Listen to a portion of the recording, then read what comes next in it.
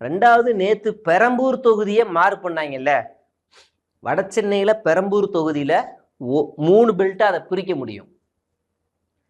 ஒரு belt Perambur railway station ஒட்டின belt, நீங்க அப்படியே இந்த மில்காண்டி, புளியந்தோப்பு பேக் சைடு இங்கெல்லாம் பார்த்தீங்கன்னா மேக்சிமம் கிறிஸ்துவர்களும் ஷெட்யூல் கேஸ்டும் அவங்க தான் இங்கே இருப்பாங்க.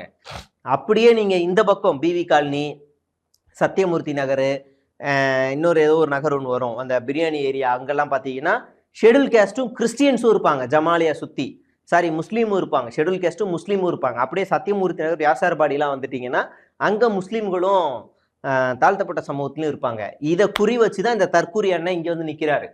தில்லு திராணி தெம்பு இருந்துச்சுன்னா, நீ உனக்கு உண்மையிலே வீரம் இருந்துச்சுன்னா, சிட்டிங் அமைச்சர்கள் எங்கேயாவது ஒரு ஆளை போய் எதிர்த்து நில்லு.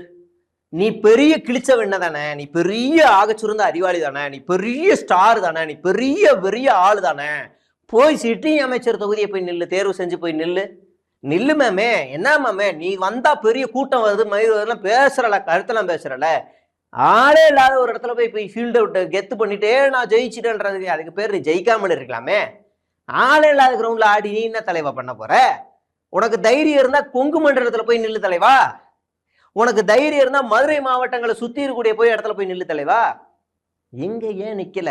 கரெக்டா ஜாதி மத ஓட்ட பார்த்து கரெக்டா வந்து நிக்கிறாரு விஜய். நான் சொன்னது உண்மை. அந்த இடத்துல அந்த சமூக மக்களுடைய வாக்குகள் தான் அதிகம். கரெக்டா அங்க வந்து தேர்வு செஞ்சு நிக்கிறாரு.